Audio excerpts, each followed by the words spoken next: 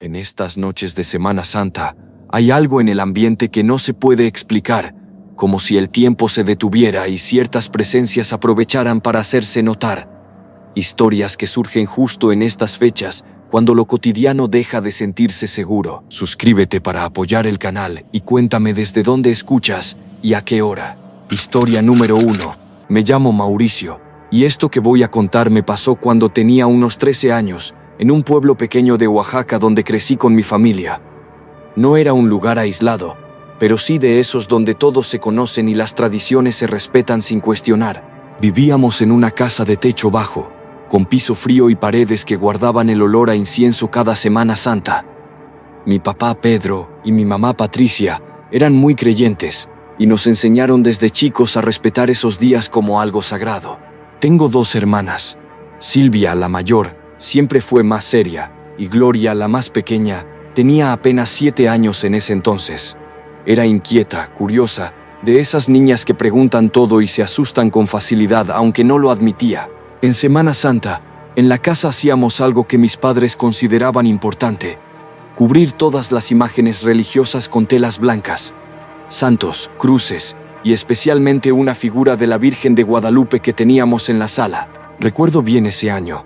El calor durante el día era sofocante, pero en las noches bajaba la temperatura de golpe. Esa segunda noche fue particularmente silenciosa. No había viento, ni perros ladrando, ni ruido alguno que rompiera la calma. Yo estaba dormido en mi cuarto cuando un grito me despertó de golpe. Fue tan fuerte que sentí como si me hubieran jalado del sueño. Me quedé unos segundos sin moverme, tratando de entender si había sido un sueño, pero no lo era. Era Gloria.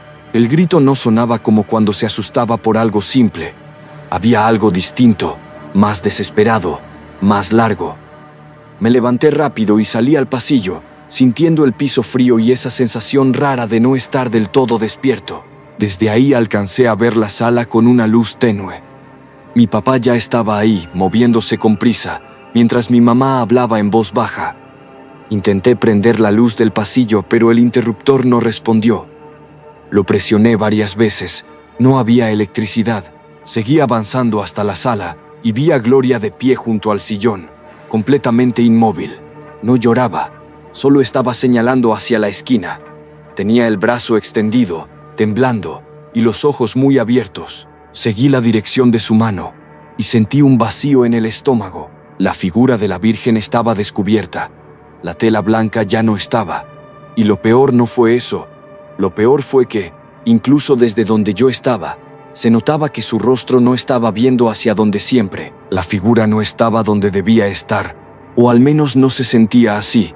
No era que se hubiera movido de lugar, era la forma en que estaba orientada.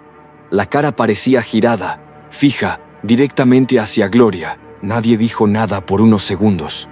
Solo se escuchaba la respiración de todos, irregular, contenida. Mi papá avanzó despacio, como si intentara convencerse de que todo tenía una explicación sencilla. La vela apagada todavía soltaba un hilo delgado de humo que olía a cera quemada. Mi mamá tomó la mano de Gloria, pero ella no reaccionó. Seguía con el brazo extendido, como si algo la obligara a no bajarlo. Entonces mi papá se acercó más a la imagen. Se inclinó un poco, entrecerrando los ojos como queriendo ver mejor. Fue ahí cuando lo escuché murmurar algo que no alcancé a entender del todo. La cara de la Virgen no solo estaba girada, tenía una expresión distinta. No era como la recordaba. Había algo en los ojos, algo más oscuro, como si la mirada estuviera clavada, fija, sin suavidad. También se notaban unas manchas irregulares sobre el rostro. No eran muy visibles desde lejos, pero al acercarse se distinguían mejor. No parecían parte de la figura. Mi mamá también las vio y soltó el aire con nervios. En ese momento Gloria dio un paso al frente. Nadie la empujó, nadie le habló. Simplemente caminó lenta con la mirada fija en la imagen.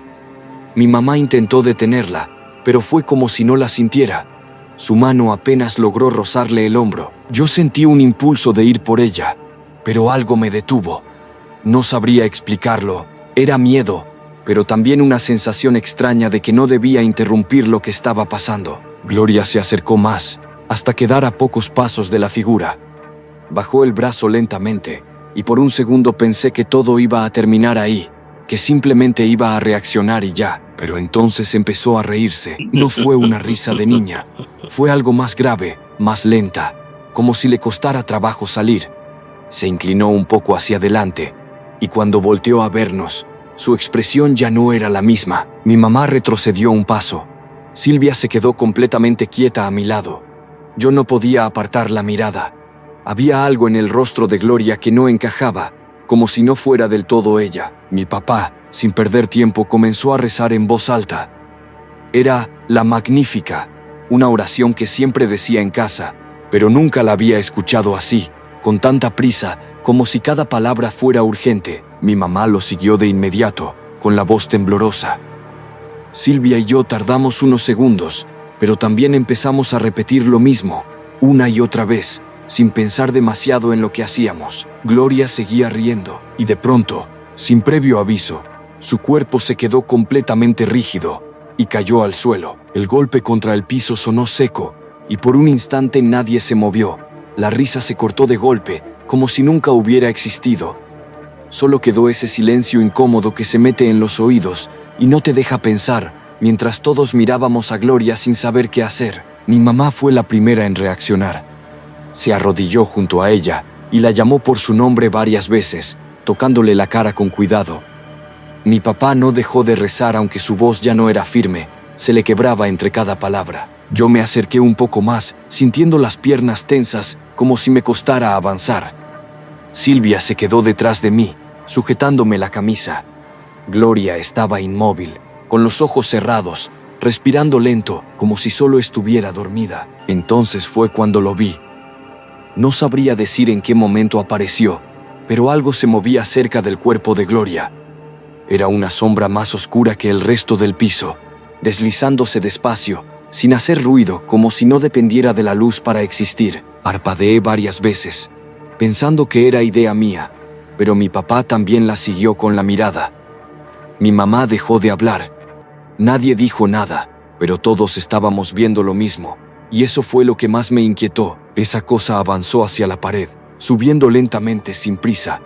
No tenía forma definida, pero tampoco era algo que pudiera confundirse con una sombra normal.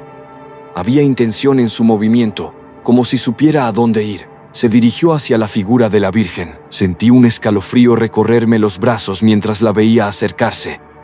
Por un momento pensé que volvería a tocarla, pero no fue así.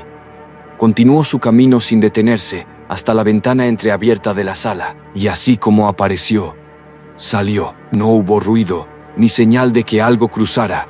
Simplemente dejó de estar ahí.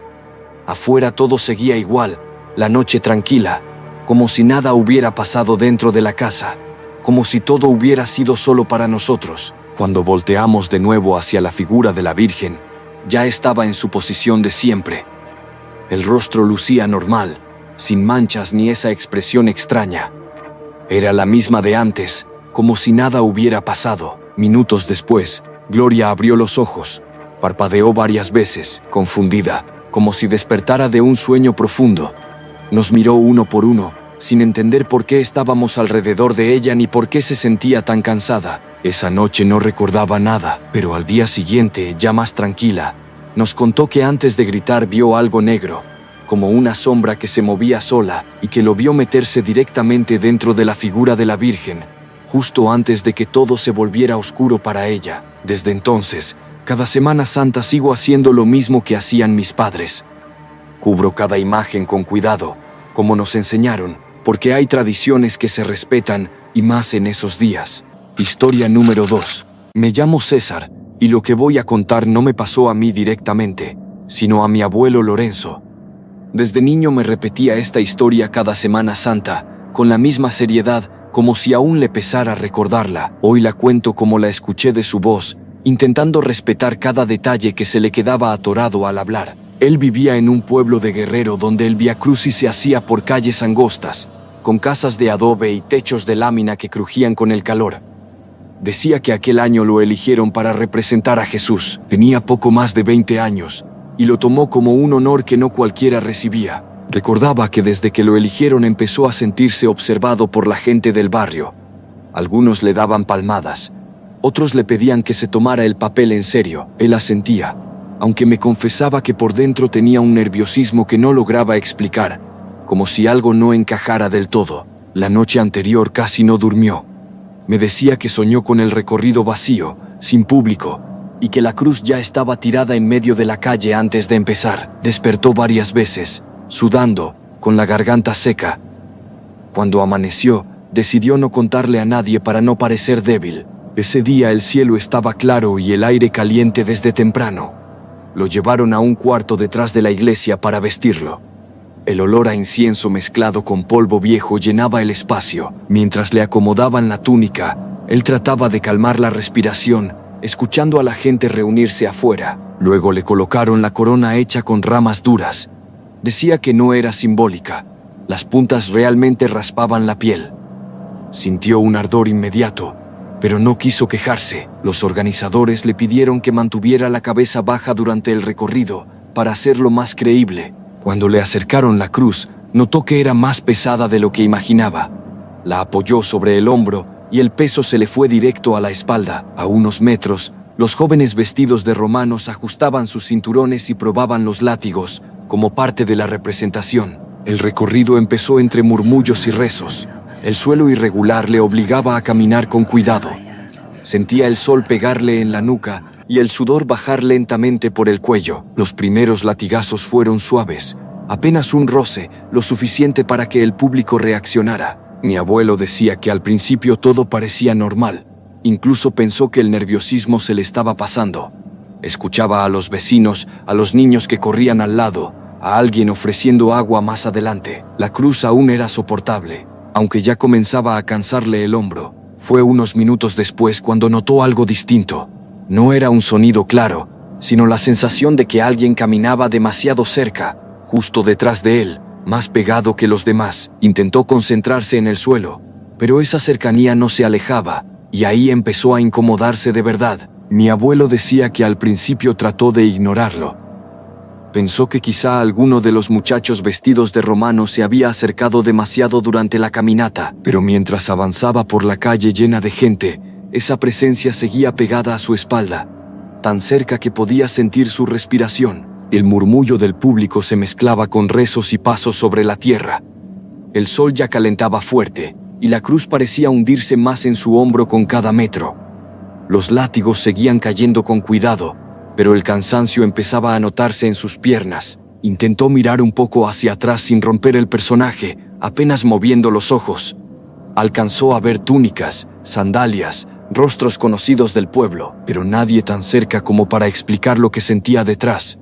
Aún así, la sensación seguía ahí, firme, incómoda. Dijo que en ese momento pensó que tal vez era su imaginación, consecuencia de no haber dormido bien. Se concentró en respirar despacio y continuar el recorrido.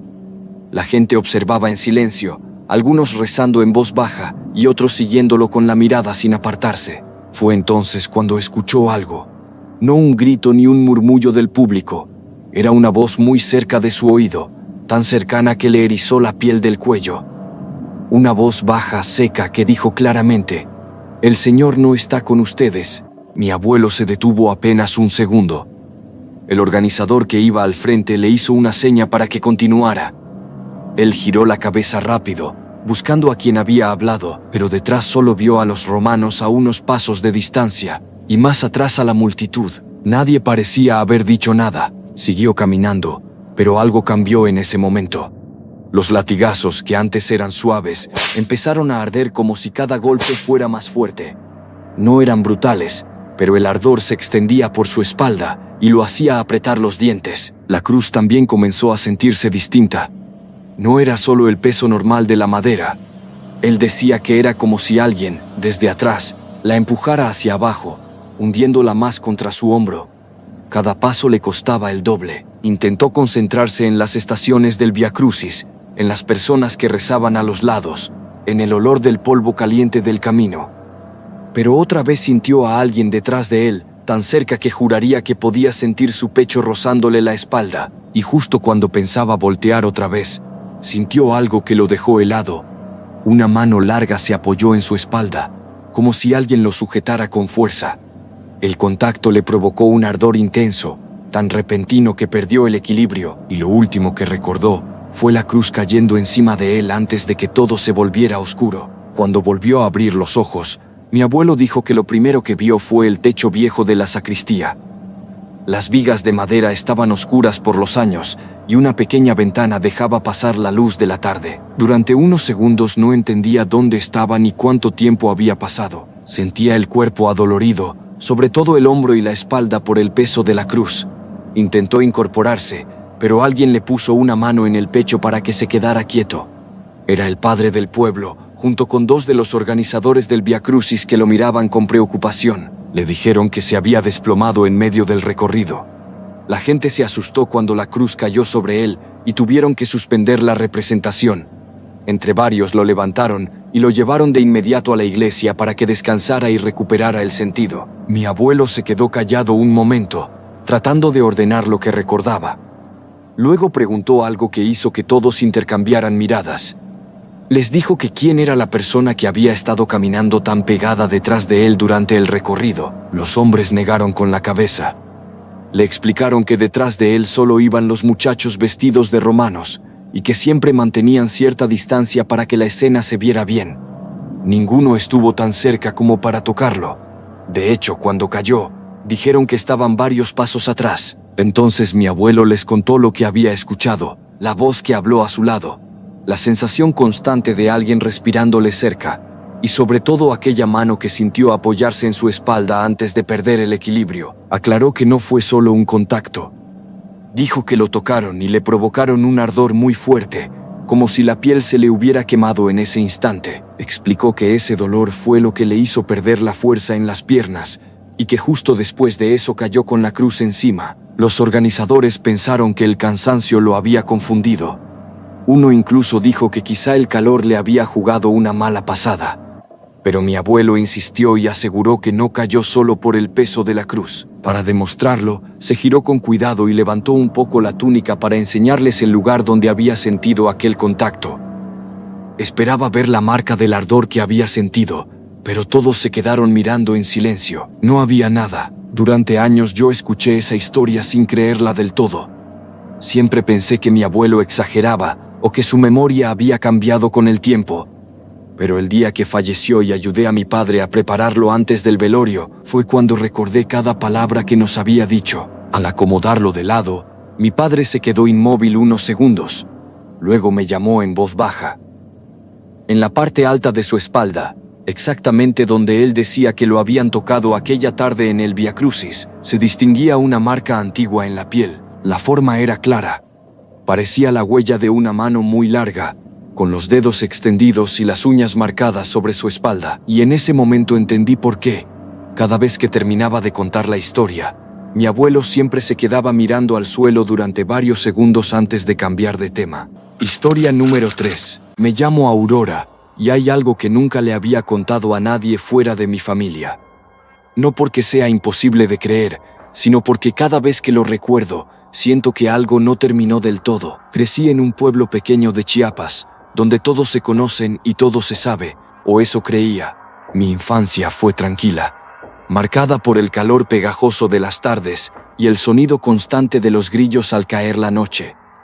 Vivía con mi abuela Juana, una mujer de manos ásperas y mirada firme, pero con una ternura que se notaba en los detalles pequeños, como en cómo me peinaba cada mañana.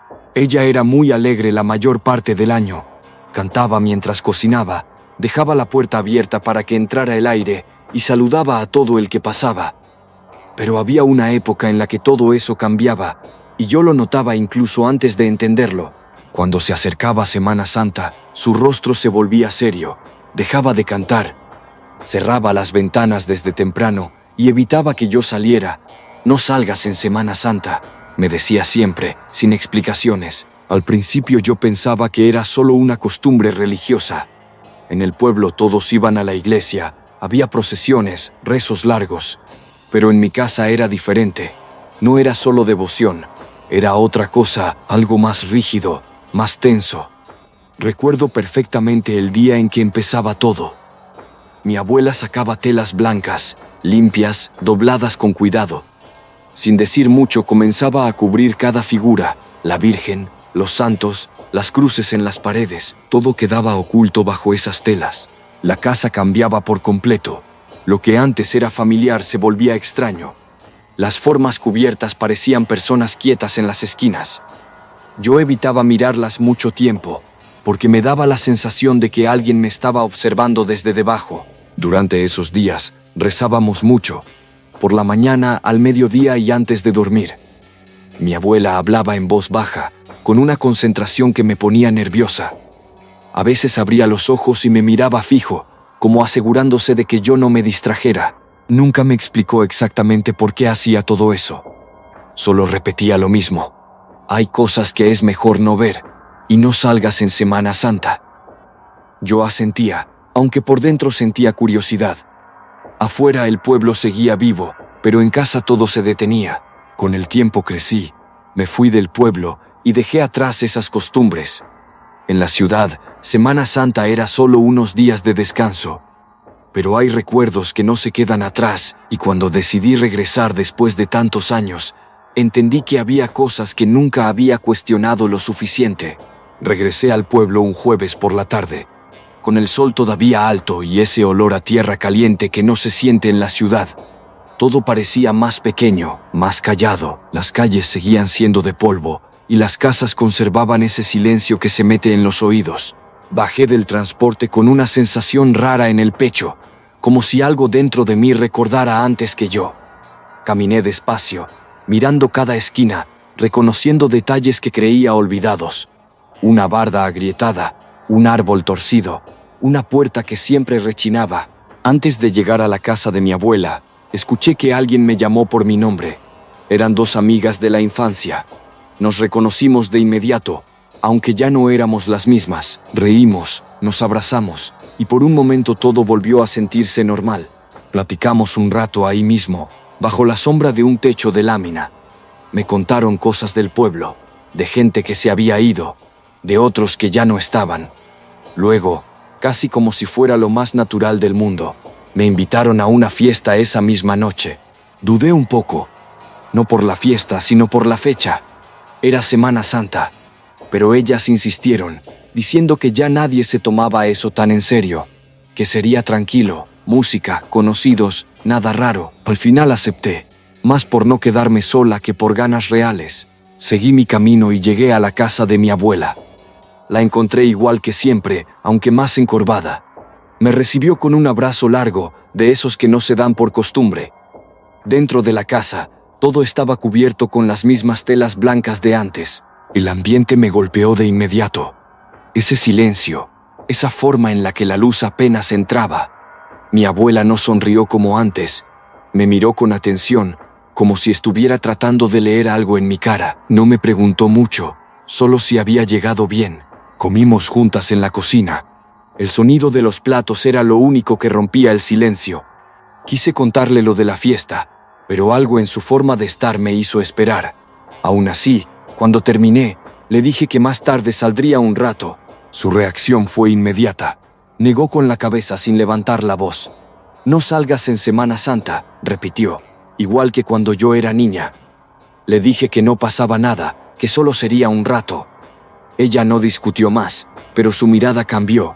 Para tranquilizarla, le dije que mejor no iría, que me quedaría en casa. Asintió en silencio y se fue a su cuarto. Pero cuando dieron las 8, yo ya estaba frente al espejo, arreglándome en el cuarto de siempre, escuchando cómo la casa crujía suavemente, hasta que oí pasos afuera, justo del otro lado de mi ventana. Me quedé quieta frente al espejo, con un arete en la mano. Pensé que eran vecinos pasando por el patio, pero el sonido no se alejaba. Era un paso lento, constante, como si alguien recorriera el borde de la casa con cuidado. Contuve la respiración. La ventana estaba cerrada, pero podía distinguir una sombra que cruzaba por la cortina delgada. No se detenía, solo avanzaba, rodeando la casa. Sentí un escalofrío, aunque traté de convencerme de que no era nada. Me acerqué despacio y aparté apenas la tela.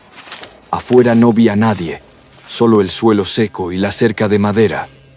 Pero el sonido seguía, ahora más cerca de la puerta principal.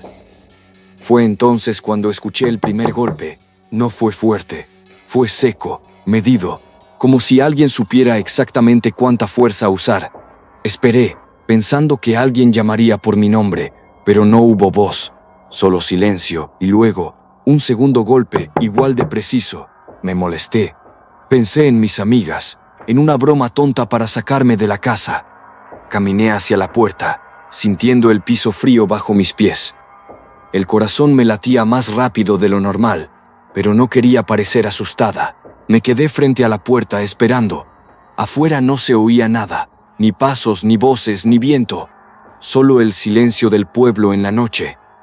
Dudé un segundo, hasta que volvió a sonar, esta vez un poco más firme. Extendí la mano hacia el cerrojo. En ese momento sentí un toque en el hombro, firme pero sin brusquedad. Di un salto y me giré de inmediato. Mi abuela estaba detrás de mí, con la mirada fija en la puerta. Negó lentamente. «No salgas en Semana Santa», dijo en voz baja. Su tono no era de enojo, era de advertencia. Sentí como su mano se quedaba sobre mi hombro, como si no quisiera que me moviera. Afuera alguien seguía esperando. Le pregunté quién era. Esta vez sí respondió, pero sin apartar la vista de la puerta. «A ese lo andan buscando desde hace días», dijo casi en un susurro. Sentí que se me helaban las manos. Tragué saliva. «¿Entonces por qué está aquí?», pregunté. Mi abuela apretó un poco más mi hombro. «Porque todavía no lo encuentran, lo van a hallar hasta el domingo de resurrección», respondió, con una calma que me inquietó más que cualquier otra cosa. No entendí del todo, pero algo en su voz me hizo retroceder.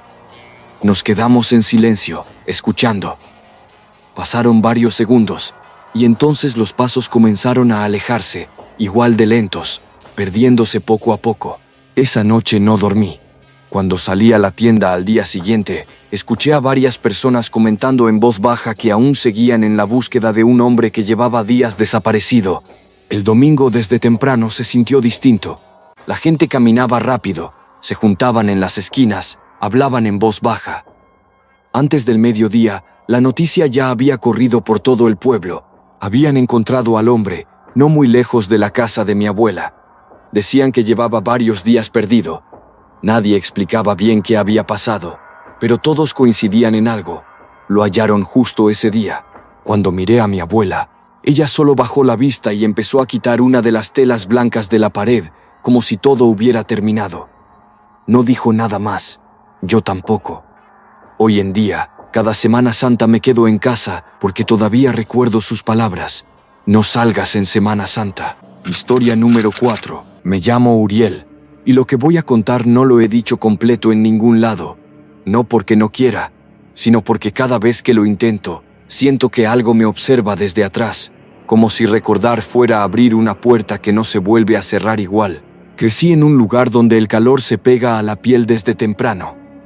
Era en Veracruz, en una colonia olvidada entre calles de tierra y casas de lámina. Ahí vivía con mi madre, Mónica, y mis hermanos. Éramos muchos, y casi nunca alcanzaba nada. Mi padre, Fausto, se fue cuando yo era muy chico. No dejó nada ni una explicación, solo el silencio y el eco de su nombre cuando mi madre lo mencionaba entre corajes. Con el tiempo dejó de mencionarlo y empezó a tomar más seguido. Mi madre no era mala, pero tampoco era la misma persona cuando bebía. Había días en los que no nos reconocía del todo. Nos mandaba a la calle con cualquier excusa, y nosotros entendíamos que era para que consiguiéramos dinero. Yo tenía que pedir limosna. Me paraba en las esquinas, cerca del mercado, donde el olor a fruta pasada y comida caliente se mezclaba. A veces alguien me daba monedas, a veces solo miradas incómodas que prefería evitar. Recuerdo un día en particular. El sol caía fuerte y yo ya llevaba horas sin juntar casi nada. Me acerqué a una señora mayor que estaba sentada en una banca. No iba a pedirle, solo quería descansar cerca, pero ella me habló primero. Se llamaba Francisca, mi abuela. Yo la reconocí en cuanto la vi, aunque habían pasado años sin verla. Ella también me identificó de inmediato. Me miró fijo, con una mezcla de tristeza y coraje, como si no necesitara confirmar nada, como si ya supiera exactamente en qué me había convertido. Me llevó a comer ese mismo día. Recuerdo el sabor del caldo caliente, algo que no probaba desde hacía tiempo. No dijo mucho, pero sus ojos lo decían todo. Esa misma tarde decidió que no podía dejarme ahí. No me preguntó si quería irme, me lo dijo directo, que no iba a volver con mi madre, que así no podía seguir. Yo no respondí, solo la seguí. Sentía miedo, pero también algo que no conocía bien, como calma. Esa noche me dijo que uno de sus hijos, Fernando, podía recibirme. Vivía en un pueblo más alejado, donde trabajaba haciendo artesanías. No sabía que ese lugar, al que llegaría en unos días, iba a marcar todo lo que vino después. Llegamos al pueblo de mi tío Fernando en el sur de Veracruz, cerca de caminos húmedos y casas separadas por monte. El aire olía a madera recién cortada y a copal. Desde que bajé del camión sentí que ese lugar guardaba silencios largos. El taller estaba junto a su casa. Era un cuarto amplio con mesas llenas de figuras a medio terminar. Cristos, vírgenes, manos talladas. La madera tenía un olor dulce que se quedaba en la ropa. Ahí fue donde me dijo que iba a dormir. Mi tío no era un hombre frío, pero tampoco cercano. Me habló poco, lo justo. Me enseñó a lijar, a pulir, a no apurar el acabado. Esto se hace con paciencia, decía. Yo asentía, porque al menos ahí no tenía que pedir nada en la calle. Su esposa nunca estuvo de acuerdo con que yo llegara, no me miraba a los ojos. Sus hijos, un poco mayores que yo, empezaron con bromas que pronto dejaron de serlo. Comentarios, empujones, cosas que parecían pequeñas, pero se repetían diario. Comía aparte, casi siempre en el taller. Escuchaba las risas desde la casa mientras yo me quedaba entre el polvo de madera.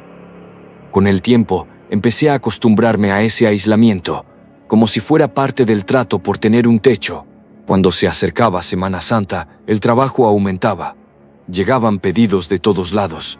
Mi tío apenas dormía, y yo también me quedaba hasta tarde ayudando. Era la primera vez que sentía que servía para algo, aunque nadie lo dijera en voz alta.